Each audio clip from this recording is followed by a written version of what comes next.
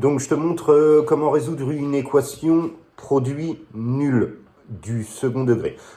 Pour ça, je te rappelle un petit truc sur la table de 0, puisque équation produit nul, c'est une équation produit égal à 0, et produit, c'est une multiplication. Donc quand on parle de multiplication, on parle bien de table, en fait, de multiplication. Hein, et au niveau de la table de 0, ben, y a un petit truc à se rappeler, mais tout le monde le sait. Quand tu multiplies deux choses, je vais mettre par exemple une lettre grand A, qui est un nombre que je ne connais pas, multiplié par une lettre grand B que je ne connais pas, mais par contre je sais que les deux doivent être égales à 0. Là, on a la multiplication de deux choses égales à 0, et tu sais bien que dans la table de 0, il y a plusieurs possibilités pour que ça fasse 0. C'est soit que les deux soient égales à 0, d'accord, en même temps, les deux seraient tous les deux 0, A égale 0 et B égale 0, ça marcherait, puisque de toute façon, ça ferait 0 multiplié par 0, ça donnerait bien 0. Mais en réalité, il n'y a pas besoin que les deux soient nuls pour que ça fasse un produit nul. Il n'en suffit que d'un, puisque par exemple, si A vaut 0 et que B vaut un autre nombre, tu sais bien que de toute façon, 0 par exemple fois 7, ça va donner 0. Et si A n'est pas égal à 0, mais que c'est B qui est égal à 0, la multiplication va donner 0 aussi, puisque dans une multiplication, à partir du moment où un des deux vaut 0, la multiplication vaut forcément 0. On va se servir de ça pour résoudre une équation produit nul. Sauf que le A, ça va être une petite parenthèse, et le B, ça va être une petite parenthèse. Donc j'en mets une équation produit nul. On va mettre 3x moins 2 multiplié par 3x moins 2 multiplié par x moins 7 égale 0. Voilà. Alors là, je rajoute la multiplication qui est au milieu, d'accord, pour bien se rappeler que c'est une multiplication. Et là, on ne peut pas mettre les x d'un côté et les nombres de l'autre comme on faisait avec une équation du premier degré. Là, on va fonctionner avec la table de 0. Hein. C'est une équation produit nul, donc je vais l'écrire au niveau de la rédaction, c'est mieux. Je te conseille de t'habituer à l'écrire. Hein. C'est une équation produit nul. On le voit bien, c'est un produit et c'est égal à 0, donc c'est une équation produit nul. Et donc, on va pouvoir utiliser la table de 0. En réalité, soit cette parenthèse-là, c'est elle qui vaut 0, soit c'est cette parenthèse-là qui vaut 0. Donc je vais écrire soit la première parenthèse vaut 0, je n'ai pas besoin de remettre la parenthèse autour, soit la deuxième vaut 0. Et si tu regardes bien, en réalité, mon équation qui était du second degré au départ, je te rappelle que c'est du second degré si tu as bien lu la vidéo d'avant, parce que si tu développes, tu fais apparaître du x au carré. Alors en fait, elle s'est séparée en deux petites équations, hein, celle-là et celle-là. Et si tu regardes bien ces deux petites équations qui sont là, celle-ci et celle-ci, on va les regarder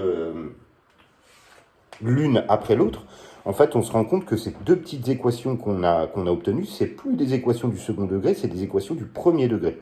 Parce que tu vois bien, 3 fois x puissance 1, le 1 là n'est pas marqué, moins 2 égale 0. C'est donc une équation du premier degré, et celle-ci, c'est une équation aussi du premier degré, x moins 7 égale 0.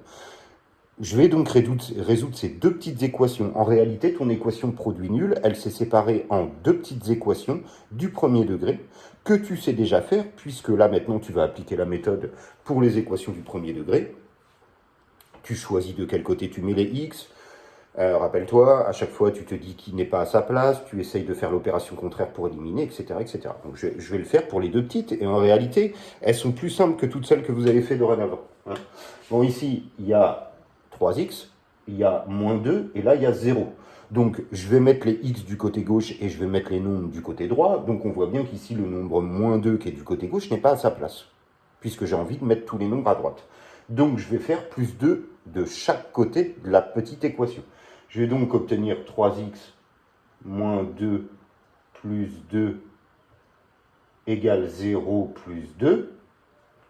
Le moins 2 et le plus 2 s'éliminent.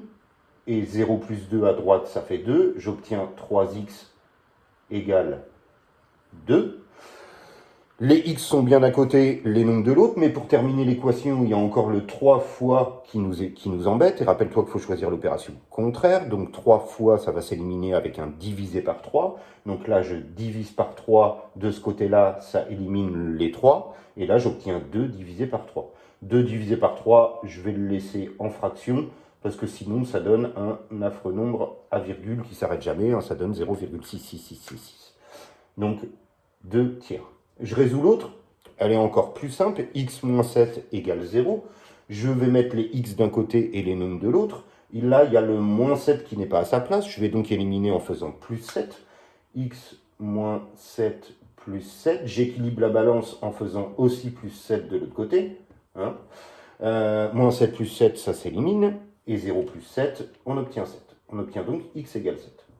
J'ai résolu cette petite équation que j'avais encadrée en rouge là. J'ai obtenu comme solution x égale 2 tiers. Et puis là, la petite équation qui est là est toute simple. La solution est x égale 7. De toute façon, tu vois bien, regarde, si tu remplaces par 7 dans la première ligne de ta petite équation, 7, c'est bien la solution, puisque quand tu fais 7 moins 7, ça fait 0. Hein. Et là, si je vérifie celle-là, si je fais 3 fois 2 tiers moins 2, puisque la solution c'est 2 tiers, tu pourrais taper à ta calculatrice, 3 fois 2 tiers moins 2, ça donne bien 0. Et bien en réalité, j'ai terminé de résoudre mon équation de départ qui était une équation du second degré, mais cette fois-ci, j'ai trouvé 2 solutions. Et c'est normal puisque c'est une équation du second degré. Donc je vais faire la petite conclusion, je vais la marquer en haut là puisque le tableau est petit. Les deux solutions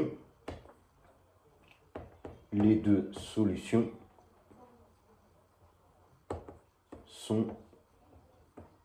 2 tiers et 7. Au début, on ne va pas forcément faire de vérification. Vous allez vous entraîner à en résoudre quelques-unes, d'accord? Mais là, la vérification, je la fais que à l'oral.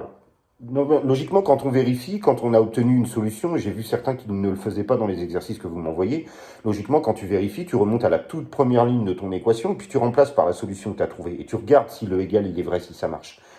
Donc je vais déjà commencer par vérifier si x égale 7, ça marche bien dans l'équation de départ. Rappelle-toi, l'équation de départ, c'est celle-là, c'est l'équation produit nul. Donc je remplace par 7. Le calcul qui est là, ça fait, dans la parenthèse, 3 fois 7, 21.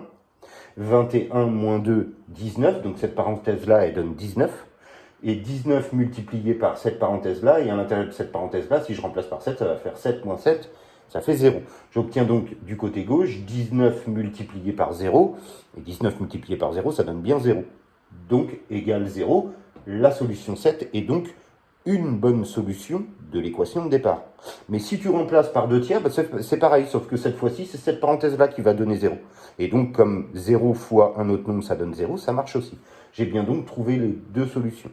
D'accord? Donc, je récapitule, quand tu vas faire une équation de produit nul, tu vas bien voir que c'est la multiplication de deux expressions qui est égale à 0. C'est donc une équation de produit nul. Tu l'écris, tu sépares en deux, exactement comme j'ai fait là, et tu obtiens deux petites équations du premier degré, tu les résous comme tu as appris à faire, et tu trouves les deux solutions de l'équation produit nul.